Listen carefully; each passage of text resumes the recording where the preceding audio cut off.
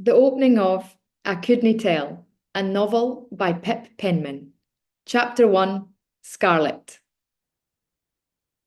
Walking through a vodka mist of my own creation, I placed one foot slowly in front of the other. In a distant brain space, I heard a second set of footsteps echoing behind me. I clenched my teeth against the whipping night air and continued my old lady shuffle. I was trying to avoid being murdered, but at this time of night, Edinburgh's cobbled side streets are covered in a slick but deadly sheen, and I'd had around 17 drinks too many. My options were to move at this not so hero worthy pace, or slip and fall right on my cunt. If I am to be murdered by the mysterious footsteps getting louder and louder behind me, I'm no about to have embarrassment be my last act on earth. The scuffling sounds following me thudded against the clammy walls of the dark alleyway, but faded before any soul above would notice. This city leads a double life. It's a maze of two-tiered streets and bridges that let you ignore the grimy goings-on in the passageways below. Cosy night lamps hugged the main street above, but didn't bother comforting cheaters taking shortcuts home. I kept walking, too fair to turn my head around, the echoing footsteps following me in hot pursuit. Wobbling and zigzagging across the stone floor, each missing cobble caught the toe of my boot and almost sent me flying.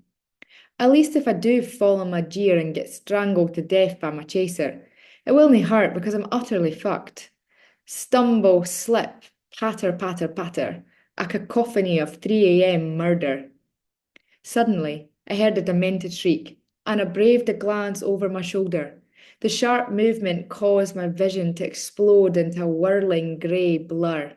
I could see me and the dungeon-like walls of the back street as if I was watching myself from above. The alleyway seemed to rotate upside down with my feet stuck to the floor like a madhouse. Christ, I need to lay off the bucky. Forcing my head down, I scrunched my fists into tight balls inside my jacket pocket and staggered on.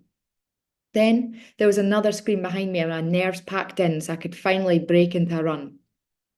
Doc Martens clunking heavily against the ground, my jacket flailed around me like a cape as I legged it out the alleyway.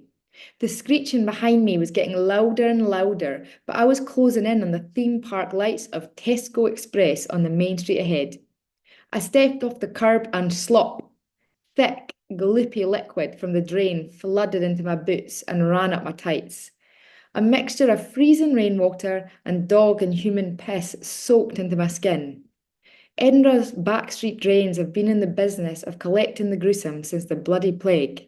Gardaloo! I shouted over my shoulder at my attacker, and I began to cackle hysterically, crossing the alleyway's marathon tape line into the safety of the well-lit Lothian Road. Finally outside Tesco, I glanced around, but the bastard following me had vanished. Poof! Good riddance, you creeper. Meal deals and iron and brew were my prizes for surviving another evening in the capital.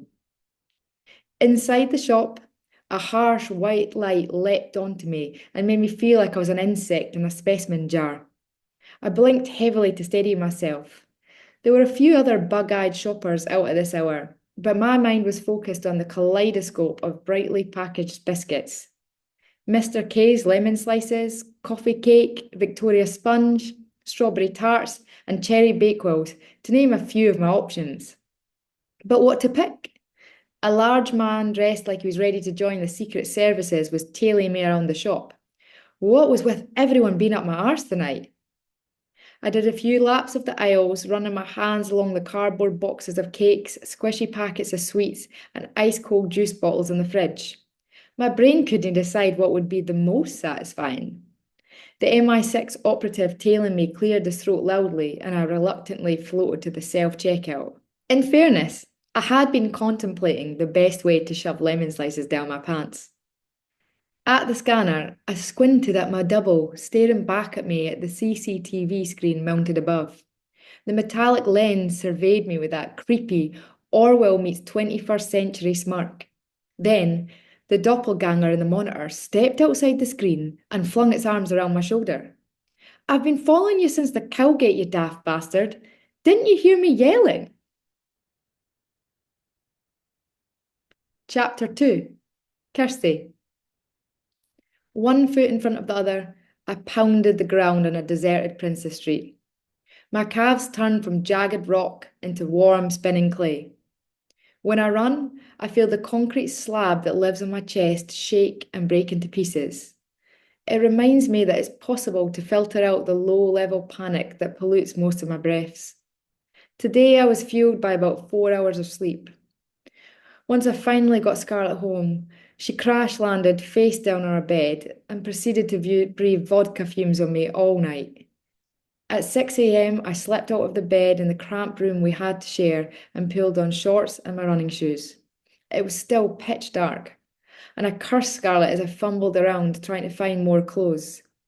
Finally, my hands found the hard plastic edge of the clean washing basket, buried underneath a monsoon of outfit choices Scarlett had swum through last night. When we first moved here, I was able to keep my side of the room tidy, like there was an invisible laser cutting the space in half.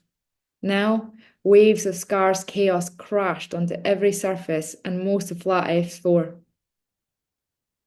This morning, a chill oozed from the old walls, the flaky white paint damp with condensation. I reluctantly peeled the thick hoodie I'd been sleeping in over my head and grabbed the fresh t-shirt.